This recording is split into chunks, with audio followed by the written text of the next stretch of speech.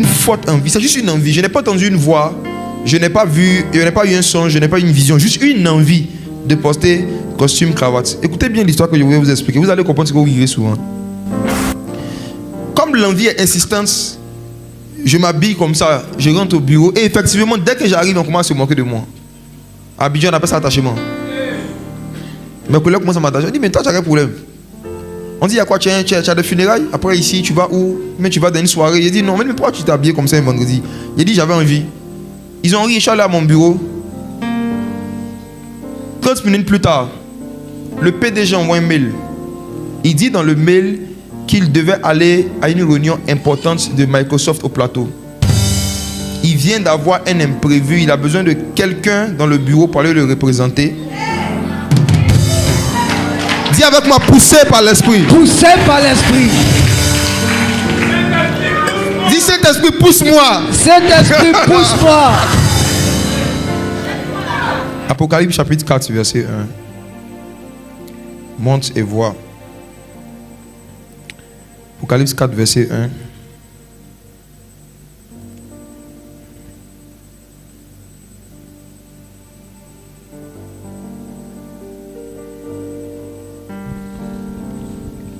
Apocalypse 4, le verset 1.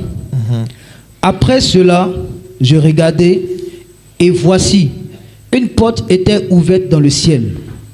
La première voix que j'avais entendue, comme le son d'une trompette, et qui me parlait, dit, monte ici, et je te ferai voir ce qui doit arriver dans la suite. Amen. Amen. Monte ici, je te ferai voir ce qui doit arriver dans la suite. Alors, quand l'homme de Dieu m'a donné le sujet, monte et vois, j'avoue que ça m'avait stressé un peu. Je me suis demandé, je vais monter où, je vais voir quoi. On m'accuse souvent d'être prophète. On m'accuse d'être prophète. Pourtant, je ne suis qu'un simple frère. Un petit diacre, un petit évangéliste qui se débrouille quelque part. Mais quand j'ai commencé à méditer sur le verset, j'ai commencé à voir dans les Écritures quelques vérités que je vais partager avec vous. Béni soit Dieu pour la vie du groupe musical. Vous pouvez vous asseoir, que Dieu vous bénisse. On va acclamer pour le groupe musical. Merci beaucoup. Asseyez-vous. J'ai étudié le mot monter. Ça veut dire quoi monter? J'ai regardé dans le grec, les textes grecs à partir desquels ils ont traduit la Bible que nous avons. Et j'ai vu que pour faire très simple, de façon très pratique, monter, ça consiste à faire quoi? En fait, quand j'ai préparé ce message, j'ai dit au Saint-Esprit, inspire-moi des mots que j'aurais aimé entendre quand j'étais nouveau converti. Je vais vraiment expliquer les choses avec un langage très terre à terre, pour que même si quelqu'un s'est converti, ça fait 3 heures de temps, qu'il puisse comprendre ce qu'on va dire aujourd'hui. Monter, c'est quoi? Monter, c'est faire une chose pour s'exposer volontairement et intentionnellement à l'influence et à la conduite du Saint-Esprit. C'est tout. Monter, c'est poser une action volontairement et intentionnellement dans le but de s'exposer à l'influence et à la conduite du Saint-Esprit.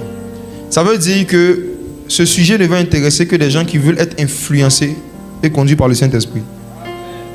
Ce que je vais dire ici ne concerne que des personnes qui ont vraiment soif de la présence du Saint-Esprit, pour que la présence de l'Esprit les pousse et les conduise.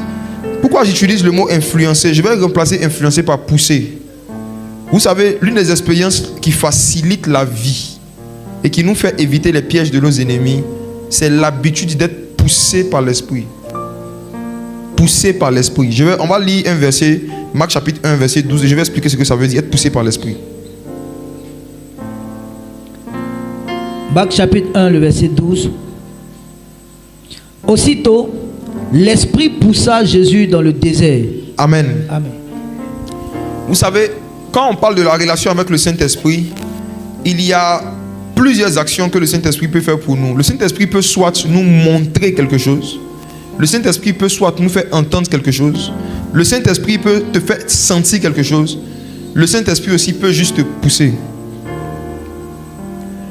L'action du Saint-Esprit qu'on appelle poussé par l'Esprit, Jésus poussé dans le désert, cela veut dire que Jésus n'a pas entendu une voix, Jésus n'a pas eu de vision. Jésus n'a pas fait un songe. Jésus n'a pas fait un rêve. Il a juste été poussé. Et beaucoup parmi vous, vous avez déjà vécu cette expérience au hasard, sans le savoir. Mais le but de ce message, c'est de venir vous montrer qu'est-ce que vous devez faire pour que vous soyez intentionnellement poussé par l'Esprit. Pour que, quand vous arrivez dans un moment où vous n'arrivez plus à avancer, que vous sachiez quoi faire pour que l'Esprit vous pousse. Quand vous allez arriver dans un domaine où vous stagnez à un niveau, que vous sachiez quoi faire pour que vous soyez poussé par l'Esprit. Poussé par l'Esprit. Je vais donner un exemple simple pour que vous compreniez. Il y a quelques années, on était en 2016. Je travaillais dans une entreprise où chaque jour, surtout à cause des fonctions qu'on exerçait, il fallait toujours être en chemise, cravate ou en costume, mais chemise, cravate, pantalon, sauf le vendredi. Chaque vendredi, la culture d'entreprise était que chacun vienne en jean, t-shirt ou vraiment une tenue très décontractée. Donc chaque vendredi, chacun se levait en se disant je vais au travail en m'habillant vraiment de façon très décontractée, comme si j'étais au quartier. Et j'avais l'habitude de le faire. Mais un jour, un vendredi, j'ai eu une envie de m'habiller en costume, cravate, un vendredi. Et j'ai commencé à chasser cette envie, me disant, mais ça sert à quoi de faire ça? Ça ne sert à rien. Mes collègues même se moquaient de moi. On m'a dit, pourquoi toi tu te sapes comme ça, juste un vendredi? Tout le monde est relax. Même le PDG ce jour-là, il a un t-shirt, en jean, parfois en tapette, qui venait au bureau. Mais la pensée et l'envie me venaient. Une forte envie. C'est juste une envie. Je n'ai pas entendu une voix. Je n'ai pas vu, je n'ai pas eu un son, je n'ai pas eu une vision. Juste une envie de porter costume, cravate. Écoutez bien l'histoire que je voulais vous expliquer. Vous allez comprendre ce que vous vivez souvent. Comme l'envie est insistante, je m'habille comme ça, je rentre au bureau. Et effectivement, dès que j'arrive, on commence à se moquer de moi. À Abidjan, on appelle ça attachement. Mes collègues commencent à m'attacher. Je dis, mais toi, tu as quel problème?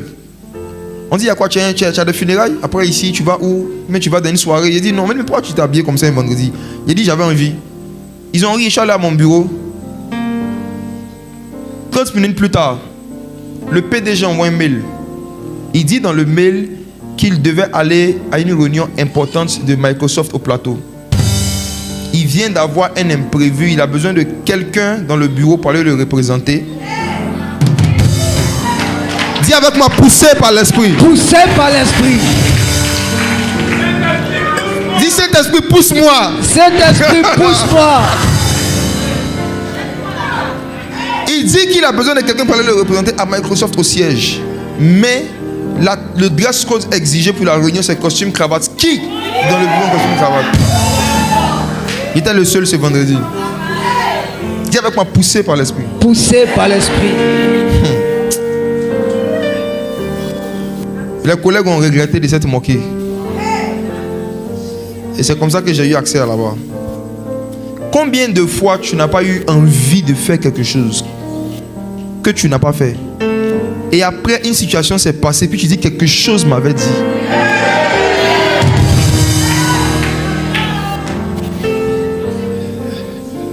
La méconnaissance du mouvement du Saint-Esprit va te pousser à appeler le Saint-Esprit quelque chose. La méconnaissance du Saint-Esprit va te pousser à chosifier le Saint-Esprit. Jean dit dans Apocalypse que lorsqu'il est monté, il n'a pas vu quelque chose sur le trône, il a vu quelqu'un. Dis avec moi quelqu'un. Quelqu'un. Demande à ton voisin, le Saint-Esprit est quelque chose ou bien il est quelqu'un? Il faut lui demander.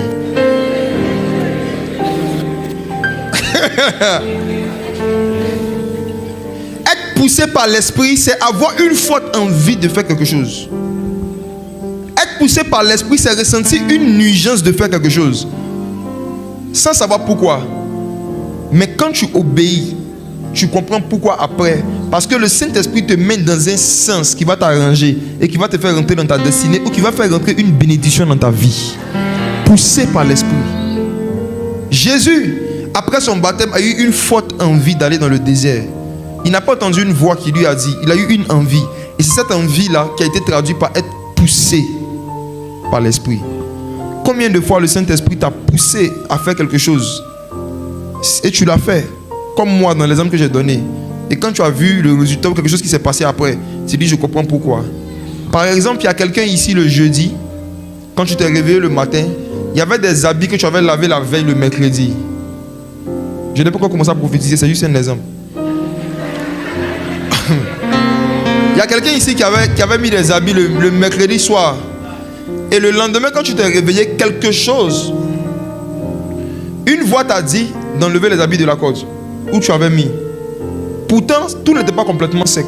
Tu as pris ce qui était sec, tu as touché certains qui n'étaient pas secs, tu voulais laisser, mais tu as été poussé à tout enlever. Et après, la pluie est tombée. Qui a vécu cette expérience? Vous voyez? Ok. C'est ce qu'on appelle pousser par l'esprit. Plusieurs chrétiens ont des expériences dans différents domaines où ils ont eu une forte envie de faire quelque chose. Et quand ils ont fait, ça leur a évité un danger ou ça leur a donné une bénédiction.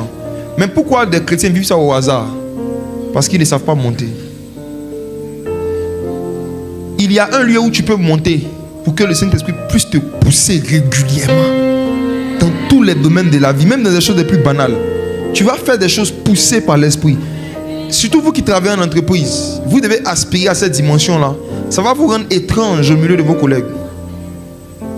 Il y a des choses, il y a un sens dans lequel tout le monde va faire les choses. Souvent vous allez faire le truc contraire. Et quand on va voir le résultat, on va dire mais comment tu as fait? Et tu vas dire j'ai été poussé par l'Esprit. Poussé par l'Esprit. Donc c'est ça qu'on appelle monter. Monter, c'est faire une chose dans le but que le Saint-Esprit puisse te pousser.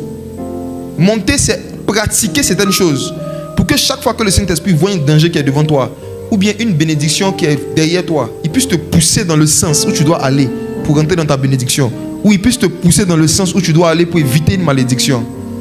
Maintenant, comment on monte de façon concrète? Et on monte sur quoi? On monte comment et on monte sur quoi? Je vais parler ce soir de deux choses sur lesquelles tu peux monter pour voir. Première chose, sur la montagne. Il existe des montagnes dans le monde spirituel.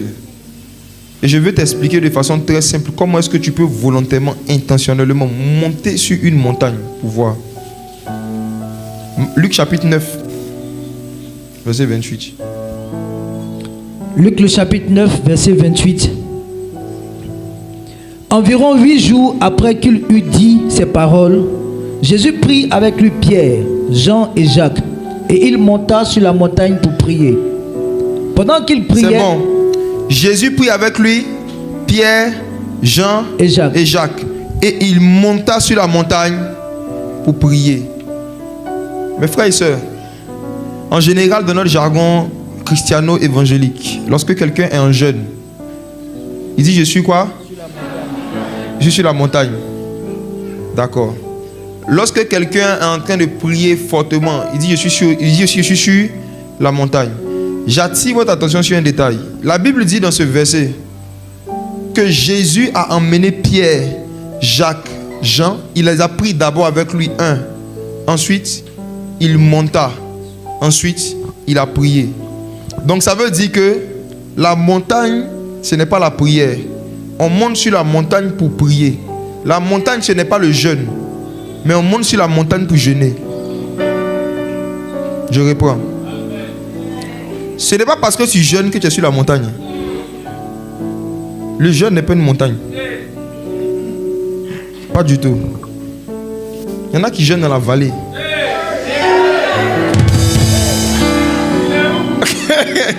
On monte pour prier, on monte pour jeûner. Ce n'est pas parce que tu pries que ça veut dire que tu es monté.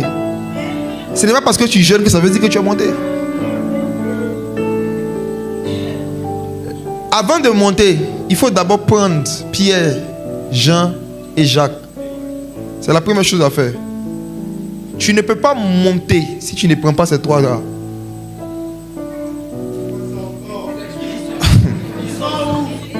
Ils sont là. Attendez. Quand tu veux monter spirituellement, c'est-à-dire que tu veux t'exposer au poussé par l'esprit ou à la conduite du Saint-Esprit, tu dois d'abord prendre Pierre, Jean et Jacques, qui symbolisent 3 vertus: la foi, l'espérance et l'amour.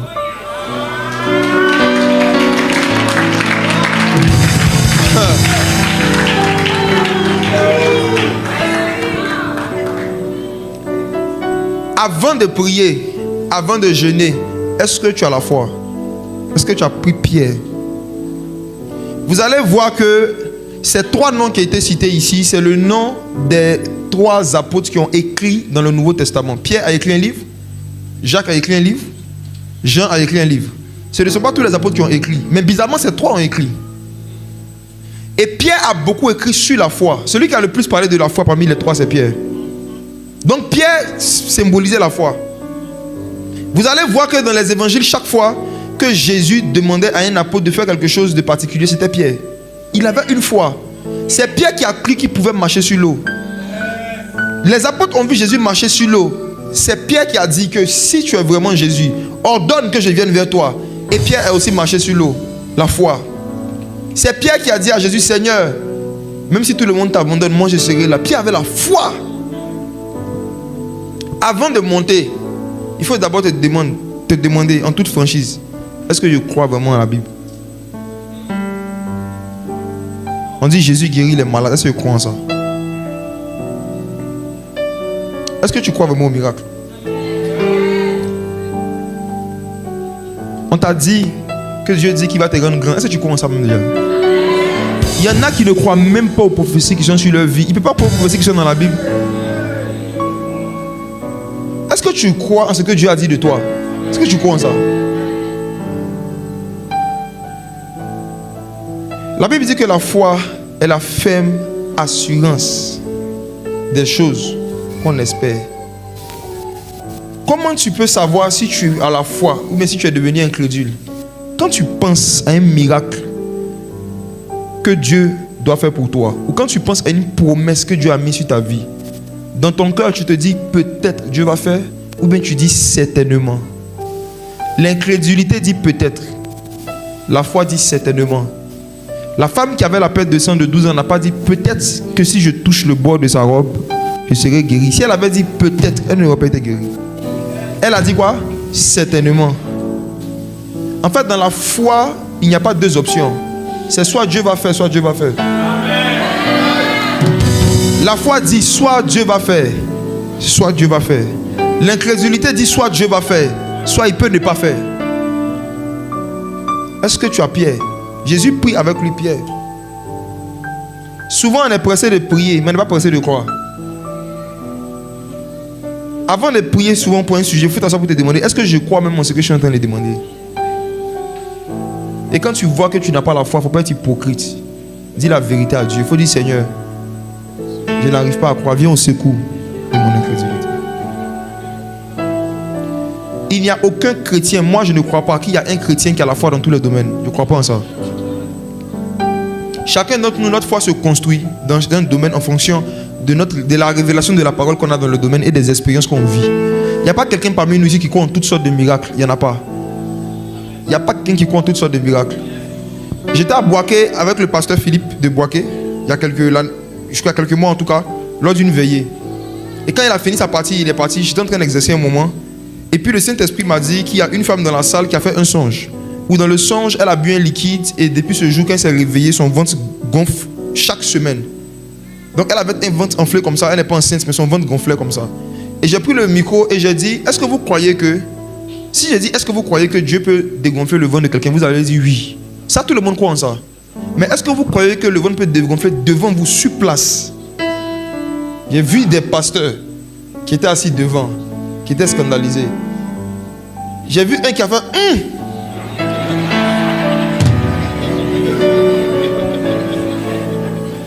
Ce pasteur croit en Jésus. Il croit au retour de Jésus, il croit à l'enlèvement de l'église, mais il ne croit pas au dégonflement des ventres instantané. Ça, c'est autre chose. Il n'y a pas quelqu'un parmi nous qui a la foi dans tous les domaines. Au début de cette année, moi-même qui suis devant vous, j'ai appelé celui qui est chargé d'organiser nos conférences qu'on fait chaque année. Cette année, ça devait être la 5e édition. Je lui ai dit de faire le budget. Quand il a fait le budget, j'ai dit: ça fait combien pour 5 jours? 50 millions. Quand il a dit ça, Ma foi a pris un coup. Quand je voyais tous les programmes et les problèmes qu'on avait en 2025, je ne croyais pas qu'on pouvait avoir ce montant-là pour une conférence. Je ne croyais pas en ça. Et j'ai dit à Dieu, je ne crois pas. Vous savez pourquoi vous ne grandissez pas dans la foi? Parce que vous ne reconnaissez pas que vous n'avez pas la foi.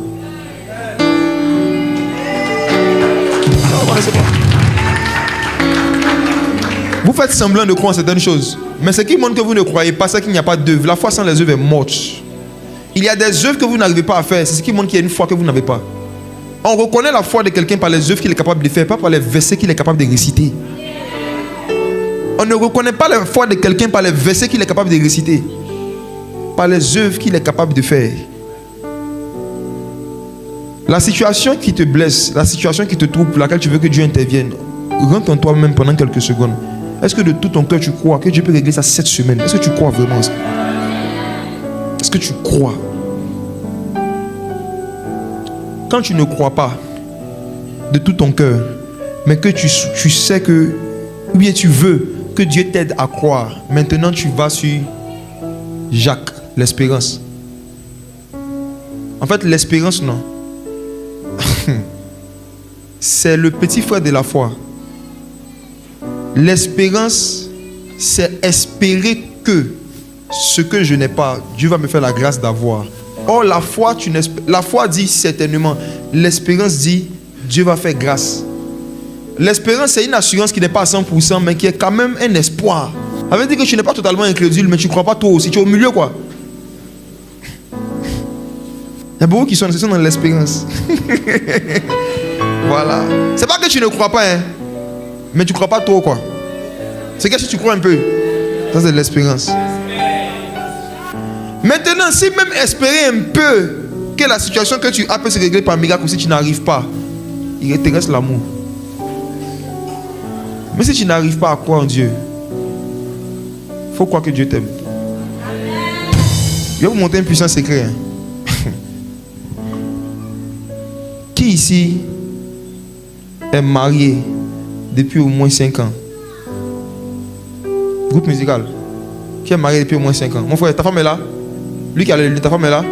Elle n'est pas là, non? Très bien. Je veux que quelqu'un dont la femme n'est pas là. Regarde, hein. Je te pose une question. Regarde. Où tu es là? Hein? Si tu appelles ta femme tout de suite, est-ce qu'il y a quelqu'un qui va en loco dans votre quartier? En loco? Est-ce que quelqu'un va en loco dans votre quartier? Donne-moi une nourriture qu'on vend dans ton quartier. Donne-moi une nourriture. Atseke, d'accord. Si tout de suite tu appelles ta femme, puis tu lui dis, ah, s'il te plaît, quand je vais venir de l'église, j'aimerais manger atseke poisson. Est-ce que tu peux acheter pour moi? Je te pose une question. Si tu l'appelles pour lui demander, elle va payer ou pas?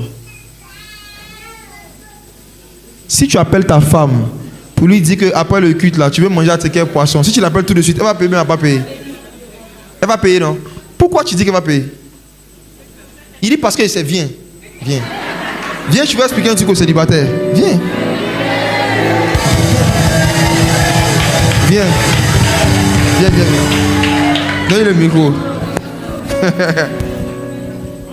J'ai dit, si tout de suite tu appelles ta femme pour lui dire que quand tu vas rentrer là, la femme qui va attaquer au quartier, que si tu veux manger ça avec le poisson, elle va payer. Parle-nous dans le micro. Oui, elle va payer. Pourquoi elle va payer? Parce que je sais. Comment tu sais qu'elle va payer? Parce que elle va essayer elle va obéir à ce que je vais lui dire. Comment tu sais qu'elle va obéir?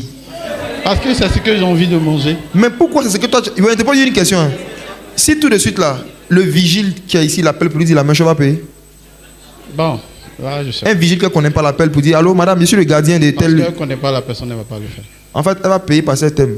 Tu sais, ton assurance qu'elle va payer, là, tu ne dis pas elle va payer parce que tu sais si elle a l'argent ou pas. Tu as vu qu'elle posait la question, tu n'as pas réfléchi à ses moyens. Tu t'es basé sur l'amour qu'elle a pour toi et tu n'as pas douté qu'elle va te donner. Il faut t'asseoir.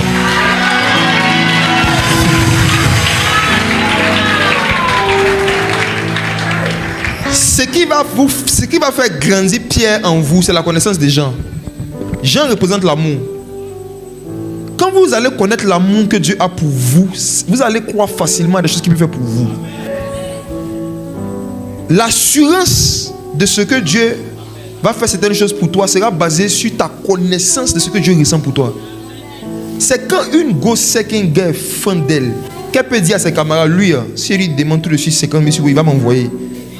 Il va faire. Il va faire, mais il va faire. Mais elle se base sur quoi pour affirmer qu'il va faire? Il est fin. Parce que le gars lui a révélé son amour. Elle connaît les sacrifices qu'il peut faire pour elle. De la même façon, méditez sur ce que Jésus ressent pour vous. Va vous rendre puissant dans la foi. Il y a des situations où vous allez vous retrouver. Vous allez avoir du mal à croire qu'un miracle peut se passer. Mais commencez à penser à quelqu'un qui m'a donné son sang. C'est l'argent qu'il ne peut pas me donner.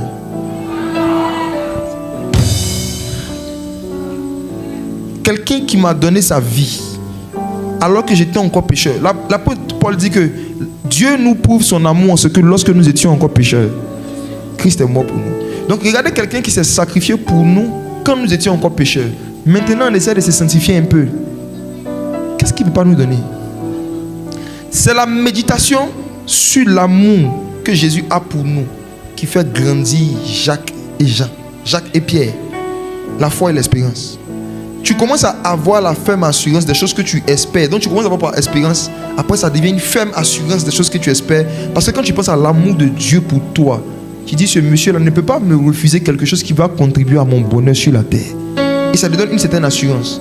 Et dans le domaine des miracles, quand tu as des dons de guérison, tu as l'onction de guérison, l'une des choses qui va donner l'assurance que Jésus va guérir un malade, c'est la révélation de l'amour. C'est quand tu connais l'amour que Jésus a pour les malades, la compassion que Jésus a pour les malades, c'est ça qui va produire en toi la foi de prier pour le malade. Il y a beaucoup de gens qui exercent l'onction sans amour. Ils veulent du moins exercer l'onction sans amour. Ils essaient juste de croire. Et puis à un moment, leur foi se bloque devant certains types de problèmes. Mes frères et sœurs, avant de monter, il prie avec lui Pierre.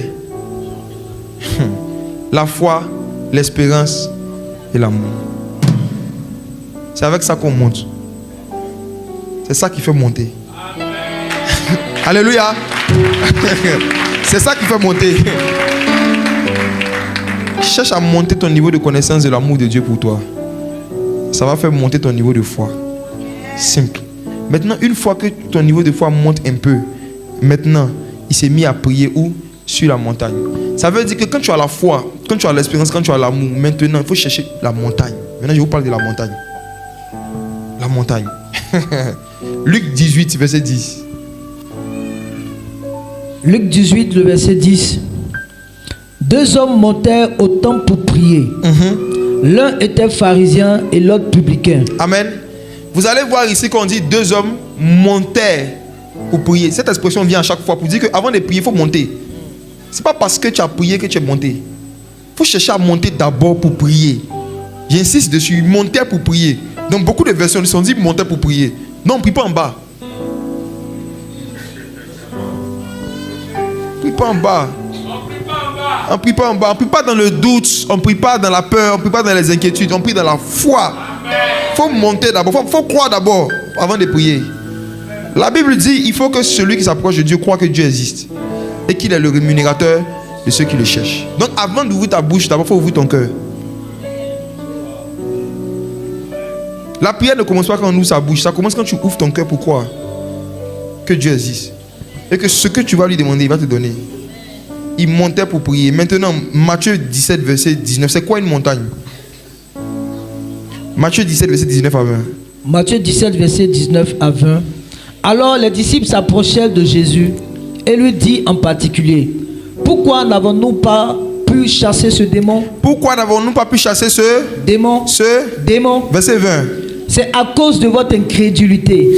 Leur dit Jésus: je vous le dis en vérité, si vous aviez de la foi comme un grain de sénévé, vous diriez à cette montagne: transporte-toi d'ici là, et elle se transporterait. Rien ne vous serait impossible. Amen. Les disciples ont demandé au Seigneur: pourquoi n'avons-nous pas pu chasser ce démon? Et il dit: c'est à cause de votre incrédulité. Et Jésus dit: si vous aviez de la foi comme un grain de sénévé, ça veut dire comme un grain de sable, vous aurez pu dire à cette montagne. Il parlait de qui? Du démon. Il parlait du démon. Eux, ils ont appelé un démon. Jésus appelle un démon une montagne. C'est quoi une montagne? Une montagne, c'est un esprit. Et chaque esprit est une montagne. chaque esprit est une montagne. Chaque esprit est une montagne. Donc quand tu lis que Jésus montait sur la montagne, ça veut dire que Jésus allait en esprit. Il est monté sur un esprit. En fait, il y a un psaume de David où David dit qu'il a vu Dieu qui est monté sur un chérubin. Dieu monté sur un chérubin. Et le chérubin volait. Je vais vous dire de façon très simple que dans le royaume de Dieu où vous êtes, il y a une montagne qui existe, qu'on appelle la montagne de Sion. Vous avez déjà entendu ça, vous chantez cela. La montagne de Sion. Il y a une montagne qui existe dans le monde spirituel qu'on appelle la montagne de Sion. Cette montagne, c'est un esprit. C'est là-bas on prie. Beaucoup parmi vous, quand vous priez, excusez-moi, je vais être un peu fort avec vous. Vous parlez seul. Regarde. Regardez. Non, attendez, regardez. Regardez. Qui a le micro? Donne le micro à un membre de l'église qui est derrière toi. Qui est un membre de l'église ici? Ma soeur, tu es membre de l'église ici? Tiens-toi debout s'il te plaît. Non, je veux quelqu'un qui est membre de cette église. Donne à quelqu'un. N'ayez pas peur, c'est causerie. Ma soeur, vous pouvez vous tenir debout? Ma soeur, vous connaissez Didier Drogba? Oui. Si je vous dis tout de suite, parlez à Didier Drogba. Si je vous dis parlez lui, parlez à Drogba. Parlez lui. Qu'est-ce que vous allez me dire? Il n'est pas là. Donc on ne parle pas à quelqu'un qui n'est pas là. Oui. Faut t'asseoir. La soeur dit, Drogba n'est pas là. Je vais vous poser une question. Est-ce que Drogba n'est pas en Côte d'Ivoire? Est-ce qu'il n'est pas à Abidjan? Mais pourquoi on ne peut pas lui parler? Est-ce qu'il n'est pas à Abidjan aussi? Donc même dans Abidjan encore là, il y a des distances et puis il y a des localités, non? Ok. Vous êtes en Christ, vous êtes en Dieu. Mais est-ce que Dieu est proche de vous? Vous êtes en Christ, mais est-ce que vous êtes proche de Christ? Vous êtes dans le royaume, mais le royaume est grand. Hein? On dit le gars assis sur son trône. Toi, tu es où?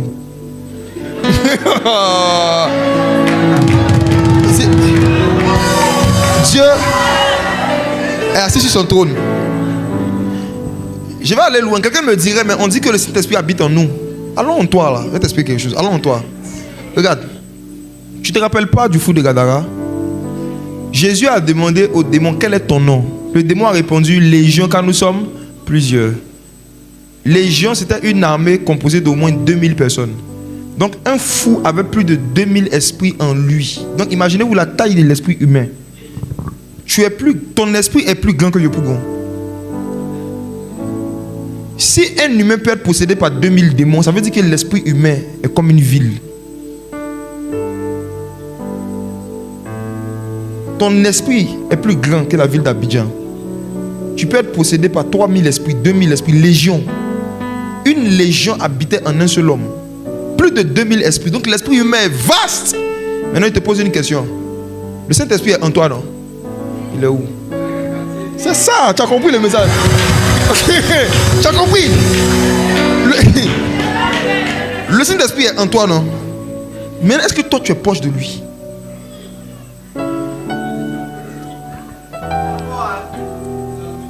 Maman, vous avez une servante. Elle dort dans la même maison que vous, non? La servante ne dort pas. Qui a une servante qui dort dans la même maison qu'elle ici? Une servante. Maman, votre servante est dans la même maison que vous, non? Est-ce que vous dormez dans la même chambre? Est-ce qu'elle est proche de vous? Vous êtes dans la même maison, mais est-ce que quand vous avez vos problèmes, si vous avez des problèmes d'amis, problèmes de foyer, c'est à elle que vous parlez? Ce n'est pas parce que tu es à côté de quelqu'un que tu es proche de lui. Dieu est à côté de vous, mais est-ce que vous êtes proche de lui? Il est en vous, mais est-ce que vous êtes proche de lui?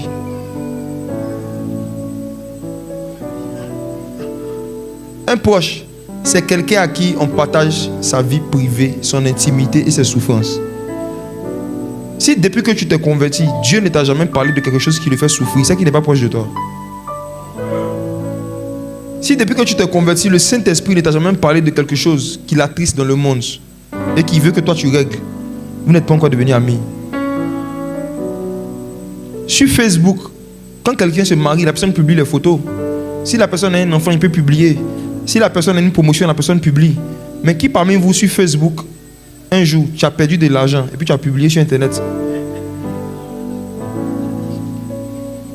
Qui parmi vous, quand tu es à la maison et puis tu vas aux toilettes pour faire ta selle, là, tu publies sur Facebook? Personne, non? Écoutez cette phrase. On publie ses joies et ses exploits à des inconnus. Maintenant, on partage ses humiliations, ses hontes et ses souffrances à ses amis. Est-ce que vous êtes amis avec le Saint-Esprit? Est-ce que vous êtes amis avec Jésus? Si vous êtes amis avec Jésus, il doit vous parler des choses qui l'attristent, des choses qui le blessent. Donc quand toi tu viens prier, et puis tu ne parles que de ton mariage, de ton voyage, de ton visa, de tes problèmes, pour Jésus, vous n'êtes pas proches, hein? Vous n'êtes pas des proches. Mais il t'écoute. Tu parles. Et puis quand tu finis, tu t'en vas. C'est pour ça que tu n'es pas exaucé. Ce qu'il faut chercher dans cette saison, c'est ce que votre père, le pasteur Mohamed Sanogo, enseigne. L'intimité avec Christ. Intimité, ce n'est pas s'enfermer dans une chambre pour pleurer. Intimité, c'est demander à Dieu qu'est-ce qui le fait pleurer. Un moment d'intimité, ce n'est pas un moment où toi tu pleures dans la présence de Dieu. C'est un moment où Dieu peut pleurer dans ta présence. C'est un moment où Dieu peut te dire, tu vois, tu habites à Yopougon, il y a beaucoup de jeunes qui sont encore dans la drogue, mais personne ne va les évangéliser. Ça me fait mal. Qui enverrai-je? Qui enverrai-je? Il y avait beaucoup de prophètes en Israël, mais il n'y avait pas beaucoup de prophètes qui ont entendu quand Dieu a dit qui enverrai-je. C'est Ésaïe seul qui a entendu qui enverrai-je, parce que lui il était proche. Donc il a entendu les souffrances de Dieu. Monte et vois. Monte là, c'est pour voir quoi? Tout ce que je vais expliquer, comment on monte là, il faut comprendre que c'est pour voir les problèmes de Dieu. Hein. Ah, attends. Tu as débat.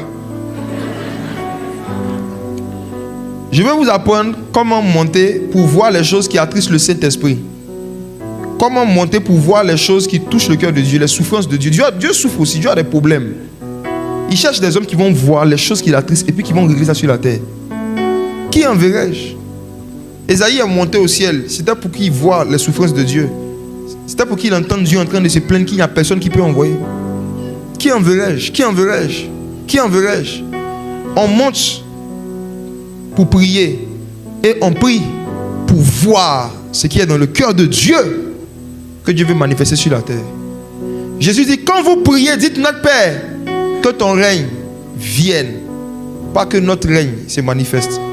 Quand tu es en train de prier pour ton mariage, tu es en train de prier pour ton règne. Quand tu pries pour ta promotion, tu pries pour ton règne. Quand tu es en train de prier pour ta maison que tu veux construire, ça c'est ton règne. Maintenant, à quel moment tu vas demander à Dieu de faire venir pour lui? Le règne de Dieu, c'est quand des pécheurs se convertissent, quand des gens tourmentés par des démons sont délivrés, quand des malades sont guéris, quand l'évangile est annoncé. C'est ça le règne de Dieu. Jésus dit, quand vous priez, dites notre Père qui est aux cieux, que ton nom soit sanctifié, que ton règne vienne. Les trois premières phrases, c'est ton nom, ton règne, ta volonté soit faite sur la terre comme au ciel. Qui doit faire la volonté de Dieu sur la terre? C'est nous. Comment tu vas pouvoir faire sa volonté sur la terre comme au ciel si tu n'es jamais allé au ciel? Dieu veut t'apprendre à monter au ciel pour voir sa volonté, pour revenir faire ça sur la terre. Ce n'est pas voyage, visa, mariage. Laissez ça. Tout ce qu'un païen arrive à avoir sans Jésus, on n'a pas besoin de Jésus pour avoir ça.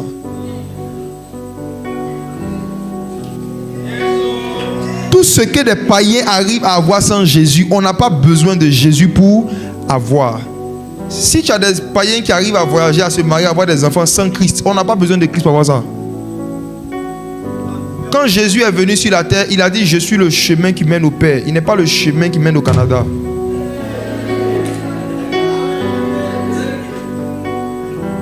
Jésus n'est pas le chemin qui mène en Occident. Il y a des gens ici, vous prenez trop par cœur vos problèmes de voyage. C'est pourquoi l'Esprit de Dieu ne veut pas vous faire voyager dans les lieux célestes. Parce que votre destination, c'est la France. Il faut qu'arrive un moment, vous venez à l'église pour d'autres raisons que vos problèmes sociaux. Parce que si la raison qui te motive à venir régulièrement sur ton problème de mariage, le jour que Dieu va régler ce problème de mariage, tu vas prier pour quel sujet? Si Dieu t'exauce, il va détruire ta vie de prière. Regarde. Si Dieu exauce tous tes sujets sociaux, enfants, mariage, travail, argent, si Dieu exauce tout, tu prieras pour quoi? Si tu étais dans le jardin d'Éden avant la chute, que Dieu venait te voir chaque soir, quels seraient tes sujets de prière? Dans le jardin d'Éden, il n'y avait pas la maladie, il n'y avait pas la galère. Tu allais prier pour quel sujet? L'intimité, ce n'est pas un lieu où on vient demander seulement des choses. C'est un lieu où on vient s'enquérir de l'état de la personne qu'on aime. C'est avec les gens qu'on est intime, on cherche à savoir comment ta journée s'est passée. Est-ce que il voit que tu es enrhumé? On dirait que tu as la... Ça, c'est des questions qu'on pose à quelqu'un avec qui on est intime. Mais tu passes dans la rue, quelqu'un que tu ne connais pas, tu le vois en train de vomir. Il n'a pas vomi. Ou bien, il vomit. C'est comme ça souvent aussi parce que Dieu n'a pas d'intimité avec vous. Il vous voit en train de vomir, mais vomit. Oui. Frères et sœurs, le message de monte et voir, ce n'est pas monte. Et puis il faut commencer à voir, je ne sais pas. J'ai senti dans mon esprit que beaucoup s'attendent quand on dit voir là. Je pense que c'est un programme prophétique de je vois, je vois, je vois. Tu t'appelles tel, ton numéro de téléphone. Écoutez-moi.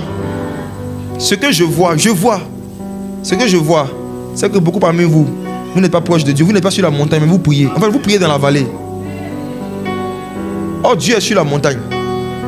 Donc si vous voulez qu'il vous entende bien et que vous puissiez bien communiquer avec lui, prenez la foi, l'espérance et l'amour et décidez de prier pour des sujets qui intéressent le cœur de Dieu, qui touchent le cœur de Dieu, des sujets qui peuvent permettre à l'évangile d'avancer en Côte d'Ivoire, des sujets qui peuvent permettre à l'église de devenir plus forte en Côte d'Ivoire, des sujets qui touchent au cœur de Dieu. C'est comme ça qu'on monte. Et la montagne en question, c'est un esprit. C'est qui? C'est le Saint-Esprit. Notre montagne à nous, la montagne de Sion, c'est l'Esprit de Dieu. L'Esprit de Dieu est une montagne. C'est dans Romains 8, verset 26 qu'on peut afficher. Il dit, nous ne savons pas ce qui est convenable de demander dans nos prières, mais l'Esprit nous aide. Depuis le temps de l'apôtre Paul, la plupart des chrétiens priaient pour les sujets qui ne sont pas convenables. Regarde, ce verset-là veut dire terre à terre, non? Que nous là, on ne connaît pas ce qu'on appelle un bon sujet. Bon sujet de prière, on ne connaît pas. C'est le Saint-Esprit seul qui connaît quels sont les bons sujets de prière. Nous, on ne connaît pas. Chaque fois que tu viens prier sans demander au Saint-Esprit pour quel sujet tu veux que je prie, tu es en train de prier en dehors de la montagne. C'est là que je voulais vous envoyer. Chaque fois que tu pries sans demander à l'Esprit de t'aider à avoir des sujets convenables, tu es en train de prier sans être monté sur la montagne. Tu pries dans la vallée, tu pries dans le jardin. Il y en a qui prient même dans le couloir. Il y en a qui prient dans le garage. Dans le monde spirituel, le lieu qu'on appelle la montagne, on dit Jésus monta sur la montagne pour prier. Les gens montent sur la montagne pour prier. Ça veut dire que avant de prier, non, identifie la montagne qui est le Saint-Esprit et tu lui dis Saint-Esprit, je vais m'appuyer sur toi pour prier. Quels sont les sujets qui sont convenables? J'ai des problèmes, mais mes problèmes ne sont pas des sujets convenables. C'est vrai que je connais mes problèmes, mais est-ce que je connais les problèmes de Dieu? Toi, quand tu parles de tes problèmes à Dieu, tu es en train de prier dans la chair, ce qui n'est pas interdit. Mais après la chair, il faut rentrer maintenant en esprit. Tu commences à prier en esprit quand tu dis au Saint-Esprit, quels sont les problèmes de Dieu que Dieu veut que je règle sur la terre. Mais je ne connais pas ce qui est convenable. Aide-moi. Et regardez, il y a quelque chose qui est dangereux dans le verset. Laissez-le afficher, s'il vous plaît. On dit, l'Esprit lui-même intercède. Regardez comment il nous aide. Nous ne savons pas ce qui est convenable. L'Esprit nous aide dans notre faiblesse. Notre faiblesse, c'est quoi? C'est notre incapacité de demander à Dieu des choses qui l'intéressent. Notre incapacité. Aujourd'hui, je suis rentré à la maison, mon fils me dit, papa, il faut acheter flèche pour moi. Flèche. Histoire vraie. Il a 6 ans. Il me voit, il me demande flèche. Il dit, regarde le petit coin. Il dit, tu as fait quoi une flèche? Il dit, il veut tirer. Il ne sait pas ce qui est convenable. Il ne sait pas ce qui est convenable. Il demande ce qui va l'amuser. Il ne demande pas ce qui va l'aider. Et c'est comme ça que nous sommes souvent. On est immature spirituellement. Quand on vient dans la présence de Dieu, il y a des choses qu'on demande à Dieu. C'est comme flèche.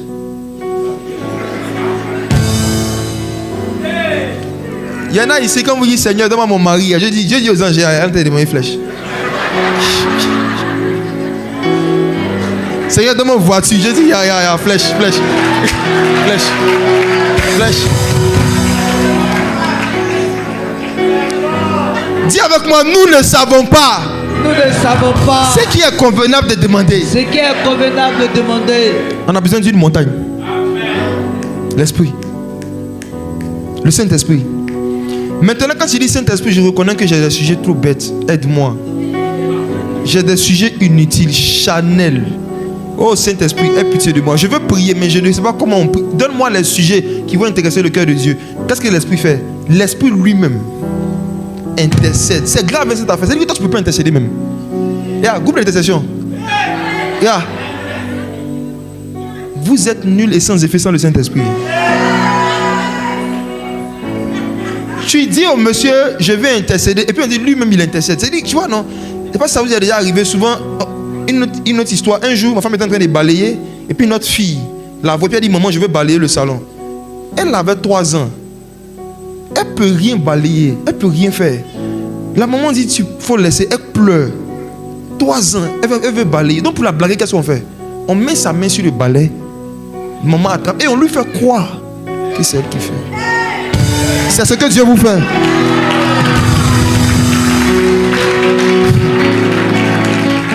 Quand tu es en train d'intercéder, tu penses que c'est toi qui intercèdes. Oh, c'est l'Esprit lui-même. Sinon, toi, ton cœur mauvais, tu peux prier pour quelqu'un. Quand tu regardes ton cœur, quand toi-même tu te connais, et puis tu vois que souvent tu commences à avoir pitié de quelqu'un, au point où toi tu vas citer le nom de quelqu'un dans ta prière. Et tous les problèmes que tu as, toi qui te souviens de prier pour quelqu'un, ce n'est pas toi, c'est le Saint-Esprit. C'est l'Esprit lui-même qui intercède et il nous blague. Il prend notre bouche, il met ça dans son sujet de prière et il nous fait croire que c'est nous en train de prier. Oh, c'est l'Esprit lui-même. Nous ne savons pas ce qui est convenable de demander dans nos prières. Ça veut dire, non, en fonction de la prière, là, nous, tout ça, on ne vaut rien. Il n'y a pas quelqu'un qui est expert en prière. L'expert de la prière, c'est le Saint-Esprit. C'est l'esprit de prière. Il est la montagne de Sion. Voici pourquoi quand je lui demande de l'aide, quand je dis Saint-Esprit, aide-moi, je vais intercéder. Il intercède lui-même, mais pas comment? Là, je vais aller loin. Pas des soupirs. Pas des soupirs. Écoutez-moi. C'est quoi un soupir? Un soupir, non? C'est un son. C'est pas des paroles. Hein? C'est un son. C'est un son qui naît d'une émotion. C'est-à-dire que tu as une émotion. Par exemple, quand on t'annonce que quelqu'un est mort, tu peux faire... Hey. C'est-à-dire qu'il y a quelque chose qui te choque, mais tu exprimes ça avec une émotion ou en émettant un son. Et la Bible dit que le Saint-Esprit a une attitude, c'est que quand il intercède, quand il prie, quand l'Esprit de Dieu prie, il émet des sons inexprimables. Ça veut dire que des sons, soupir même est déjà inexprimable, mais on dit soupir inexprimable. Ça veut dire que des sons que le cerveau ne peut pas comprendre, des sons que l'être humain ne peut pas capter, ne peut pas comprendre. Et c'est ces sons inexprimables qui se transforment en parler en langue. En fait, non.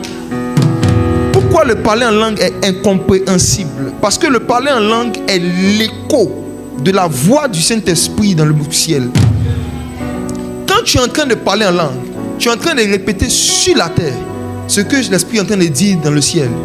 Jésus est assis à la droite du Père et il intercède. Il intercède dans quelle langue?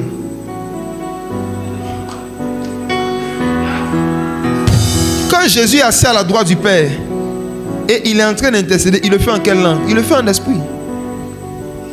En France, on parle français. En Angleterre, on parle anglais. Et en esprit, on parle esprit. Jésus, 24 heures sur 24, Mantalado, Escafia la monte, il émet des sons. Il intercède en esprit. Et quand un chrétien sur la terre dit Saint-Esprit, je veux aussi intercéder, aide-moi. Qu'est-ce que le Saint-Esprit fait? Il prend ton esprit. Le Saint-Esprit emmène ça dans la pièce où Jésus est en train d'intercéder. Ton esprit entend et ressent des soupirs inexprimables qu'il exprime à travers ton parler en langue. C'est pourquoi vous allez voir que dans le parler en langue, quand vous parlez en langue pendant longtemps, arrive un moment, vous ne savez plus quoi dire, ou bien vous répétez le même mot. dans le parler en langue, il y a une dimension. Quand tu es en train de monter, là il parle de monter à travers le parler en langue. Quand tu es en train de monter en prière, arrivé un moment, tu vas répéter le même mot. Tu vas répéter le même mot. Et à un moment, tu n'auras plus de mots. C'est ta bouche seulement qui va remuer, comme Anne dans le temple. La Bible dit que Anne voulait un enfant. Au début, elle intercédait par des soupirs exprimables. On comprenait ce qu'elle disait. Mais arrivé un moment, Anne, on dit que c'est ses lèvres seulement qui remuaient. Ses lèvres seulement remuaient, on ne comprenait rien. Et comme l'homme de Dieu, Élie, ne connaissait pas cette dimension de prière, il dit, elle est ivre, elle est saoulée. Parce que sa bouche bougeait. Mais on ne comprenait pas ses paroles. La même expérience s'est passée dans le livre des Actes. Les apôtres, le jour que le Saint-Esprit est descendu sur eux, quand la montagne de Sion est venue, wow, quand l'esprit de prière est venu et qu'ils sont montés sur la montagne, ils ont commencé à prier, poussés par l'esprit, inspirés par l'esprit. Ils ont commencé à dire des choses et ça faisait du bruit. Et il y avait des milliers de personnes qui ont entendu le bruit, qui se sont approchées. Et quand ces personnes-là s'approchaient, ils ont dit, mais ils sont ivres, ils sont saoulés. La même remarque que Élie avait fait à Anne. Les 3000 ont fait la même remarque aux disciples. Vous êtes saoulés.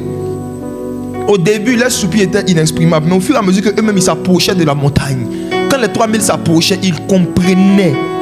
Chacun parlait dans leur propre langue. Je pense aujourd'hui que l'une des choses qui s'est passée à la Pentecôte, c'est que les apôtres disaient je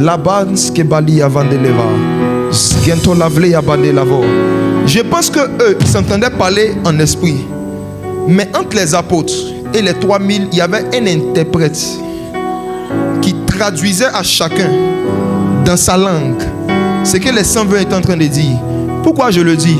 C'est impossible humainement parlant que si 120 personnes parlent à la fois des langues différentes, on puisse comprendre ce que chacun dit. Ils sont 120. Certains parlent en arabe, d'autres parlent crétois, d'autres parlent perse. Comment les 3000 arrivaient chacun? La Bible dit que les 3000 étaient étonnés parce qu'ils entendaient chacun parler dans sa propre langue. Comment au milieu de tout ce brouhaha, et ils arrivaient à entendre chacun sa propre langue? Il y a quelqu'un qui interprétait.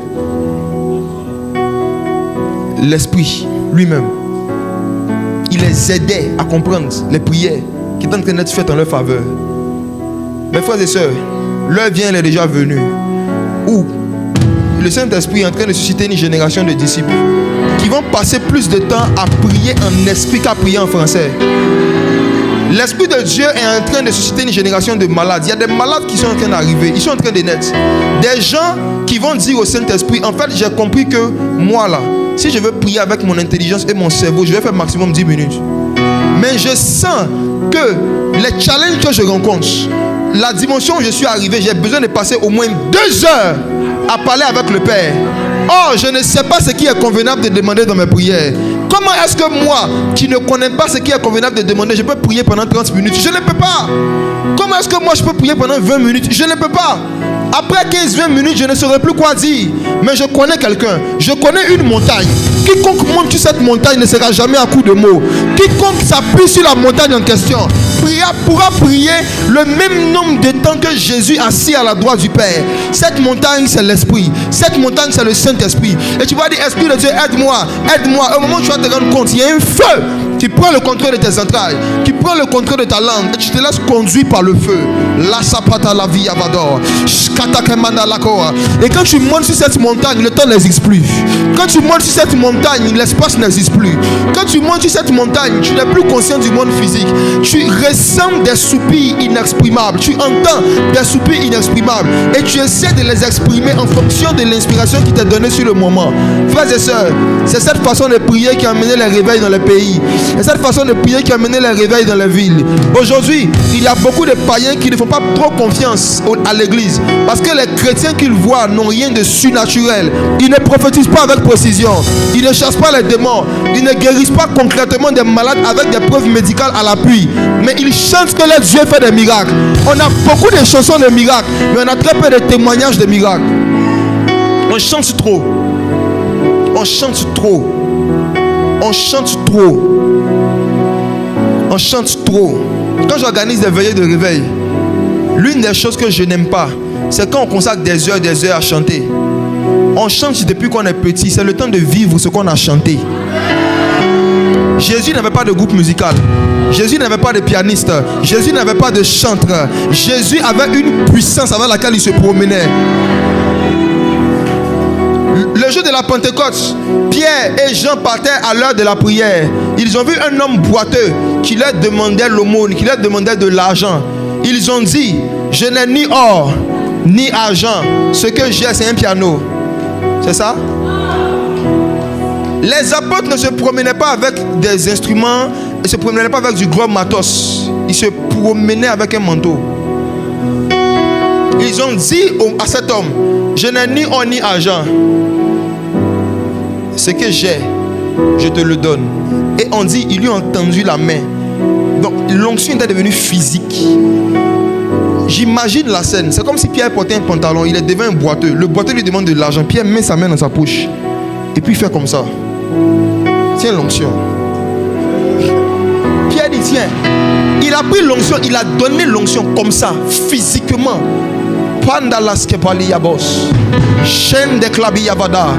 L'onction est une énergie invisible, mais qui peut prendre une forme physique et toucher un corps physique. Pendant que je suis en train de parler, l'Esprit du Seigneur me dit que ce jeune homme qui est ici et 7 autres personnes dans la salle vont commencer à recevoir une puissance qu'ils vont ressentir physiquement sur eux. Chanda la coble de gore, il plante de comédia, il plombe de fadiyakor. Chandi, à partir de ce soir, tu montes davantage dans ta vie de prière, petit. Tu ne vas plus prier comme un humain. Tu vas prier comme le Saint-Esprit. L'esprit de prière va t'apprendre à prier. Palin topian de comble de kevadia pando plia ba de kava. Chanta kapali klom vente comble de koplia vida. Plong chidi plawin to pia. Skin to plidi ba il a po.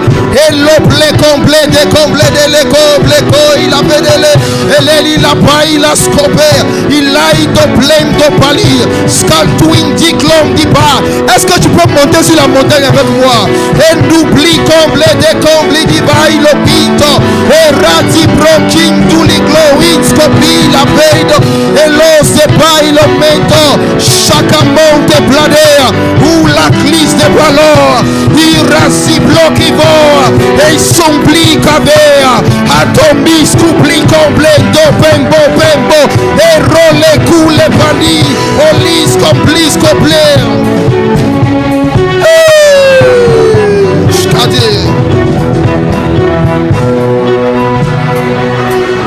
la guérison que tu te cherches est sur cette montagne. La délivrance que tu cherches est sur cette montagne.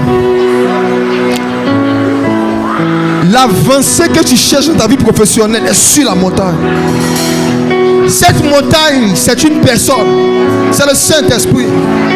Si tu pouvais seulement où tu es aspirer à une dimension de prière en langue supérieure à celle que tu connais, tu vas monter sur cette montagne et tu vas commencer à recevoir des manteaux. Sur cette montagne, il y a des puissances. Sur cette montagne, il y a un trône duquel sortent des voix, des tonnerres, des éclairs. C'est le temps de monter davantage dans la prière en langue. Même si tu avais déjà le don, Dieu peut rajouter encore une nouvelle dimension au don que tu avais déjà. Il y a des parler en langue, tu pries et tu ne vis rien. Mais ce dont je suis en train de te parler, si tu laisses l'esprit de prière te remplir, au fur et à mesure que tu pries, tes yeux vont s'ouvrir. Tu vas commencer à avoir des visions que tu n'as jamais eues. Tu vas commencer à recevoir des puissances que tu n'as jamais eues. Si quelqu'un est prêt à prier ce soir, il va vivre quelque chose de merveilleux. Monte en prière et vois la puissance que Dieu va te donner. Monte en prière et vois les expériences que Dieu va te donner. Monte en prière et vois les directions qu'il va te donner. Monte en prière et tu vas voir l'intelligence qu'il va te donner à l'école.